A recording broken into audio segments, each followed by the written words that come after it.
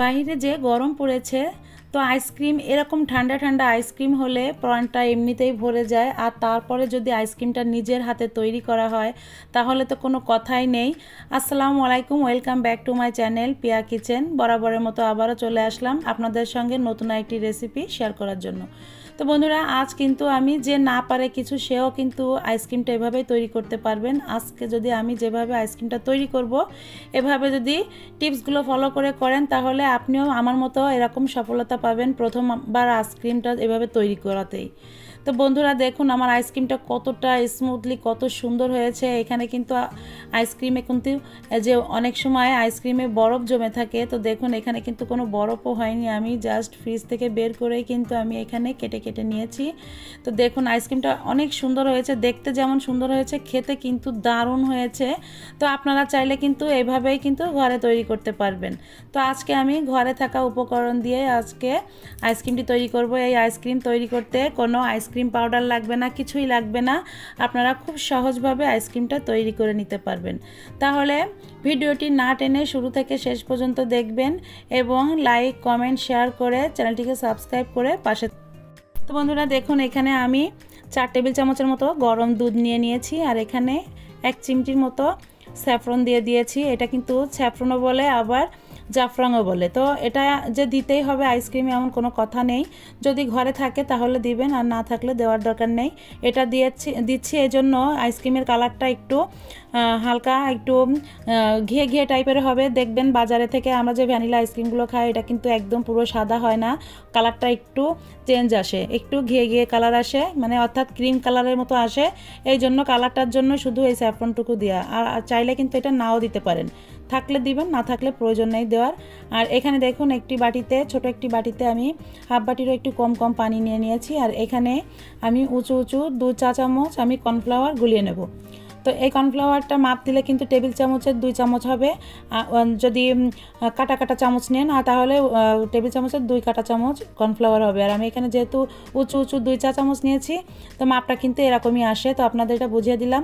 তো এটা এভাবে গুলিয়ে রেখে দিব, এই দুইটা এখন গুলিয়ে এভাবে রেখে দিব। এখন আমি দুধটা তৈরি করে নিব। তো দেখুন এখানে আমি 1 লিটার দুধ জাল করে একটু ঘন করে এখানে হাফ লিটার তৈরি করে নিয়েছি। তো আপনাদের সুবিধার্থে দুধটা কিন্তু আমি মেপে দেখিয়ে দেব। আর এই দুধটা আমি দেখুন একটু ঘন করে নিয়েছি যাতে আইসক্রিমটা স্বাদ হয় অনেকটা, এই জন্য। তো দেখুন আমি দুধটা কিন্তু ঢেলে রেখে এবারে আমি সেই একই পাতিলে কিন্তু দুধটাকে আমি দেখিয়ে দিচ্ছি। তো দেখুন এখানে মেজারমেন্ট কাপের 2 কাপই হয়েছে দুধ, আমি এখানে যতটুকু জাল করে নিয়েছি। অর্থাৎ এখানে কিন্তু মেজারমেন্ট কাপে জাল করলে কিন্তু মাপ করলে কিন্তু এখানে 4 কাপেই কিন্তু 1 লিটার দুধ আসে। তো দেখুন আমি কিন্তু এখানে দুধটাকে সুন্দর করে জাল করে নিয়েছি এবং শর্টটা পড়েছিল, শর্টটা কিন্তু তুলে রেখেছি। তো রেখে এখন কিন্তু আমি এখানে হাফ কাপের থেকে সামান্য একটু চিনি রেখে দেবো, হাফ কাপ পুরোটা দিব না। তো মিষ্টিটা আপনারা যে যেমন খাবেন ঠিক সেরকমই দিবেন। আর এখানে 1/3 কাপ আমি কনডেন্স মিল্ক দিয়ে দিচ্ছি। তো আপনারা এটা কনডেন্স মিল্ক ছাড়াও করতে পারেন। আর এখানে আমি 2 টেবিল চামচের মতো গুঁড়ো দুধ দিয়ে দিব। তো আপনারা যে কোনো 2টি দুধ দিয়েও করতে পারেন, কারণ যে সব যে একসঙ্গে দিতে হবে, কনডেন্স মিল্কও দিতে হবে এমন কোনো কথা না, তবে দিলে কিন্তু আইসক্রিমের টেস্টটা খুব ভালো আসবে, যার জন্য কিন্তু আমি এখানে 3 রকমই দুধ ব্যবহার করেছি। তো আমি গুঁড়ো দুধটা একটু পরে দিব। তো আমি এইগুলো যেগুলো আমি গুছিয়ে রেখেছি দেখুন সেই কর্নফ্লাওয়ার গুলিয়ে রাখাটা, এই গুলিয়ে রাখা কর্নফ্লাওয়ারটা দিয়ে দিলাম। তো আমি কিন্তু এখন চুলার আঁচটা কিন্তু আমি জাল দিয়ে দেয়নি, চুলা কিন্তু জ্বালাইনি, এই অবস্থায় কিন্তু দুধটা আগে রেডি করে নিচ্ছি। আর স্যাফরন ভিজানো যে দুধটা রেখেছিলাম সেই স্যাফরন ভিজানো দুধটাও দিয়ে দিলাম। তো দেখলেন তো যে দুধের ভিতরে যখন এটা দিয়েছি তখন দুধের কালারটাই কিন্তু চেঞ্জ হয়ে গিয়েছে। আর যেহেতু ভ্যানিলা ফ্লেভারের আইসক্রিম তৈরি করব সেখানে আমি এখানে একটু ভ্যানিলা এসেন্স দিয়ে দিচ্ছি। তো দিয়ে একটু দুধটা নেড়ে চেড়ে নিলাম। তো এখন কিন্তু আমি গুঁড়ো দুধ দিয়ে দিব, আর দিয়ে দিব সামান্য একটু লবণ। তো মিষ্টিতে কিন্তু একটু লবণ দিলে কিন্তু ভালো লাগে, সামান্য একটু লবণ দিবেন। আর একটু দুধ দিয়ে দিচ্ছি, দুধ বেশি দিব না, 2 টেবিল চামচের মতো দুধ দেব। দিয়ে এখন কিন্তু চুলার আঁচটা জ্বালিয়ে দিয়ে এই দুধটা অনবরত এভাবে নেড়ে চেড়ে জাল করে নিতে হবে যত সময় ঘনত্বটা না আসে। তো বন্ধুরা দেখুন দুধটা কিন্তু জাল হয়ে গিয়েছে। এখন আমি যতটুকু ঘন করতে চাচ্ছি একটি মানে এটা কিন্তু একটি ক্রিমে পরিণত হবে, এটা দিয়ে একটি ক্রিম তৈরি করব সেরকমই কিন্তু হবে। তো সেরকমভাবেই কিন্তু দুধটা ঘন করে আমি চুলার থেকে জাল করে নিব। তো দেখুন এইভাবে জাল করতে করতে যখন আরেকটু ঘন হয়ে আসবে তখন কিন্তু আমি দুধটা নামিয়ে নিব। তো তো দুধটা কিন্তু অলরেডি আমার হয়ে গিয়েছে, এখন কিন্তু আমি এটাকে নামিয়ে নিব। আর এটা এভাবে দেখুন নামিয়ে নিয়ে এটা খুব ভালো করে ঠান্ডা করতে হবে। তো নর্মালি যখন ঠান্ডা হয়ে যাবে তখন আপনি এটা 2-3 ঘন্টা ফ্রিজে রেখে দিবেন, নর্মাল ফ্রিজে রেখে দিবেন। নর্মাল ফ্রিজে রেখে দিলে যখন পুরোটা ঠান্ডা হয়ে যাবে, আর এটা কিন্তু ঠান্ডা ঠান্ডা অবস্থায় কিন্তু এই আইসক্রিমটা তৈরি করতে হবে। তো এখন আমি এটা খুব ভালো করে নামিয়ে নিলাম। দেখুন পাতিলে লেগে আছে, তো এটাও সুন্দর করে একটু নামিয়ে নিচ্ছি। তো নামিয়ে নিয়ে এটা আমি এখন ভালো করে ঠান্ডা করে নিব। তো ঠান্ডা করে আমি কিন্তু ফ্রিজে রেখে দিব, ফ্রিজ থেকে বের করে আপনাদের দেখাবো। তো দেখুন আমি কিন্তু এখানে 2-3 ঘন্টা আমি ফ্রিজে রেখে দিয়েছিলাম। তো এটা দেখুন আর একটু ঘনত্বটা বেড়ে গিয়েছে ঠান্ডা হয়ে, আর ঠিক এরকমই হবে ক্রিমটা। তো এরকম একটি বেটার দিয়ে আমি কিন্তু এখন লো স্পিডে আমি এখানে 5 থেকে 7 মিনিট আমি এটা আস্তে আস্তে এভাবে লো স্পিডে বিট করে নিব। তো যাদের ঘরে এরকম বিটার আছে তাদের জন্য তো সুবিধা হবে। তো এভাবে বিট করতে থাকবেন। তো বিট করতে করতে একসময় দেখবেন যখন বিট করতে করতে যখন দেখবেন ক্রিমটা এরকম হয়ে আসছে, তখন ঘাবড়াবেন না, তখন এভাবে আরও বিট করতে থাকবেন। একটু আমি প্যাচেলো দিয়ে এভাবে সব জায়গা থেকে একটু নেড়ে চেড়ে নিব, নিয়ে তারপরে কিন্তু এটা আরও কিন্তু 10 মিনিটের মতো আমি এখানে বিট করব। তো বন্ধুরা এই আইসক্রিমটা কিন্তু দেখুন আমি যখন এখানে বিট করছিলাম তখন দুধটা কিন্তু ক্রিমটা কিন্তু হাফ বাটি ছিল। তো দেখুন এখন বিট করতে করতে কিন্তু এটা পুরো বাটিটা ভরে গিয়েছে। তো দেখুন এরকমই হবে, এটা যত এরকম বিট করে ফোম মতন করতে পারবেন আইসক্রিমটা কিন্তু ততটা সুন্দর হবে। তো দেখুন আমার বিট কিন্তু করা হয়ে গেছে। তো এভাবে বিট করে নিতে হবে। তো আমি 10 মিনিটের মতো কিন্তু এখানে বিট করেছি, সর্বোচ্চ আমার 15-16 মিনিটের মতো লেগেছে এটা বিট করতে। তো বিট করে এখন কিন্তু এটা আমি যে বক্সে আমি আইসক্রিমটা পাতাবো সেই বক্সে কিন্তু ঢেলে নিব। তো এরকম একটি বক্স নিয়ে নিয়েছি। তো নিয়ে দেখুন এখন আমি এটা সম্পূর্ণ বক্সের উপরে দিয়ে দিব। তো আইসক্রিমটা বানানো কিন্তু খুবই সহজ, আপনারা চাইলে কিন্তু বাসায় এভাবে যখনই মন চাইবে না কেন এটা তৈরি করে নিতে পারবেন। আর খুব যে বেশি খরচ হয় এটাও ঠিক না, আপনি হিসাব করলে দেখবেন বাইরে থেকে আইসক্রিম কিনে খেলে এখানে কিন্তু 1.5 লিটারেরও বেশি আইসক্রিম হয়েছে।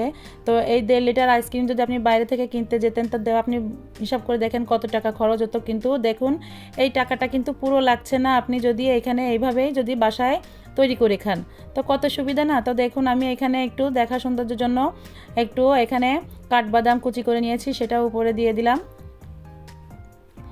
আর কিছু কিশমিশ দিয়ে দিলাম। তো দিয়ে এখন কিন্তু এটা সুন্দর করে ঢেকে রেখে দিব 6 থেকে 7 ঘন্টার জন্য ডিপ ফ্রিজে। তো আইসক্রিমটা কিন্তু আমার তৈরি করা হয়ে গিয়েছে বন্ধুরা, খুবই সহজ, দেখতেই তো পাচ্ছেন।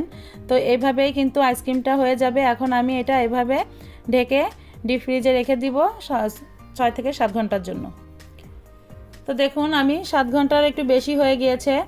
তো দেখুন আমি এখানে প্রায় 8-9 ঘন্টা পরে আমি কিন্তু আইসক্রিমটা বের করেছি। তো আইসক্রিমটা অনেক সুন্দর হয়েছে, আপনাদের কেটে দেখাচ্ছি। তো এভাবে দেখুন আইসক্রিম তৈরি করলে আপনি বাসায় রোজই বাসায় এভাবে আইসক্রিম তৈরি করে খেতে চাইবেন, মনে হবে না যে বাইরে থেকে আইসক্রিম কিনে নিয়ে এসে খাবো। তো দেখুন আমার আইসক্রিমটা কিন্তু অনেক সুন্দর হয়েছে। আর আইসক্রিমটি দেখা যাচ্ছে একটু শক্ত শক্ত, আসলে তা না, আমি ফ্রিজ থেকে বের করে এমনি কিন্তু আমি এই আইসক্রিমটি কাটছি। তো আপনারা দেখবেন দোকান থেকে আইসক্রিম কেনার পরেও কিন্তু দেখবেন যখন ফ্রিজ থেকে বের করে তখন কিন্তু আইসক্রিমটা এরকম শক্ত শক্তই থাকে। তো যত বাতাস লাগে তত কিন্তু আইসক্রিমটা একদম সুন্দর একদম মোলায়েম হয়ে আসে, আর কেটে খেতে কিন্তু আইসক্রিমটা সেরকম সুবিধা হয়। তো আমার আইসক্রিমটাও কিন্তু ঠিক একই রকম হয়েছে, দেখতে যতটা সুন্দর হয়েছে খেতে কিন্তু সেই তার থেকে দারুণ হয়েছে। আর দেখুন সেই একই যত কাটছি, আর দেখুন একটু নর্মাল হচ্ছে যে বাইরে গরম, তো দেখুন যতটা কাটছি আর তত কিন্তু আইসক্রিম নরম হয়ে যাচ্ছে। তো এরকমই আইসক্রিম হবে, আর এরকমই হওয়ারই কথা, তাই না? তো আইসক্রিমগুলো দেখতে পাচ্ছেন কত সুন্দর হয়েছে। তো এভাবে আপনারা বাসায় তৈরি করে খাবেন, রিকোয়েস্ট থাকলো দেখবেন একবার তৈরি করে খেলে আর কখনো এর স্বাদটাও বলতে পারবেন না। আমি বলতে পারি বাইরের আইসক্রিমের থেকে ঘরে এই তৈরি করা আইসক্রিমের তুলনা কখনোই হয় না। তো দেখুন আইসক্রিমটা অনেক সুন্দর হয়েছে, এবং দেখুন এর ভেতরে কিন্তু দেখুন এখানে কিন্তু কোনো বরফই তৈরি হয়নি। তো দেখুন দেখতে কত সুন্দর লাগছে। আর আমি একটু দেখার সৌন্দর্যের জন্য আমি একটু চেরি ফল দিয়েছি। তো আমি আপনাদের একটু কেটেও দেখাচ্ছি যে আসলে আইসক্রিমটা কতটুকু পারফেক্ট হয়েছে। দেখুন তো এরকমই আইসক্রিমটা হওয়ারই ছিল, আর এরকমই হয়েছে। আমি কখনো ভাবতে পারিনি যে আমি প্রথম বানিয়েছি যে এতটা সুন্দর হবে। সবাই খেয়ে অনেক প্রশংসা করেছে। তো আপনিও এভাবে বানাবেন, দেখবেন সবাই খেয়ে আপনার প্রশংসা করবে। তো এরকম বাসায় নিজেরাও তৈরি করে খাবেন, মেহমানদেরও এভাবে তৈরি করে খাওয়াবেন, খুবই মজা পাবে। তো ভিডিওটি কেমন লাগলো অবশ্যই লাইক কমেন্ট শেয়ার করে জানাবেন, এবং চ্যানেলটিকে সাবস্ক্রাইব করে পাশে থাকবেন। আজ এই পর্যন্ত, আবারও দেখা হবে নতুন আরেকটি রেসিপি নিয়ে। আল্লাহ হাফেজ।